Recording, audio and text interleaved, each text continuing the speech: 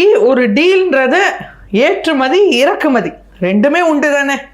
நம்ம நாட்டில் சிலது விளையாது, அதை மற்ற நாட்டிலேருந்து கொண்டு வரணும் தானே இல்லையா? இந்தியாவில் உற்பத்தி பொருட்கள் இல்லைன்றீங்களா? அதை வேளாண் உற்பத்தி பொருட்கள் இல்லைன்றீங்களா? ஊக்குவிக்க நீங்க தயாரா? ஓட்ஸ், காலையில ஓட்ஸ் சாப்பிட்றோம்ல எல்லாரும். ஓட்ஸ் சாப்பிட்டா டயபெட்டிஸ்க்கு நல்லதுன்னு அட்வர்டைஸ்மெண்ட் பண்றோம்ல. அப்போ ஓட்ஸ்னா என்ன மேடம்? எனக்கு தெரியாதுப்பா. ஓட்ஸ் அப்படிங்கிறது மக்கள் வாங்குறாங்க, சாப்பிடுறாங்க. ஓட்ஸோட மூலப்பொருட்கள் என்ன மேடம்? அது எங்க உற்பத்தி ஆகுது? அதுக்கு டிமாண்ட் இருக்கு. அது அமெரிக்கால உற்பத்தி ஆகுது. சன்ஃப்ளவர் ஆயில், சன்ஃப்ளவர் எங்க இருக்கு ஜாஸ்தி?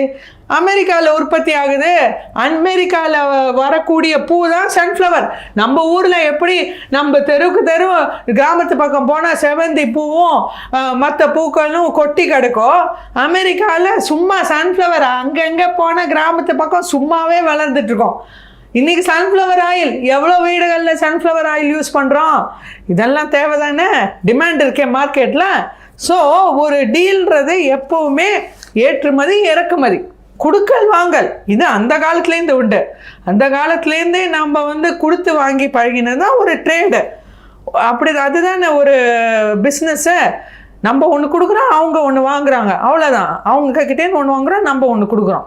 அந்த மாதிரி இதனால வெறும் நம்ம விவசாய பொருட்கள் தான் வாங்குகிறோம் வெறும் அப்படின்னு இல்லையே. எலக்ட்ரானிக்ஸ் வாங்குகிறோம், விவசாய பொருட்கள் எல்லா இதுலேயும் வாங்குகிறோம்.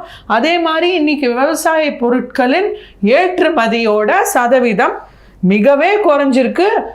50%லேருந்து 18% குறைச்சிருக்காங்க விவசாய பொருட்களின் ஏற்றுமதி.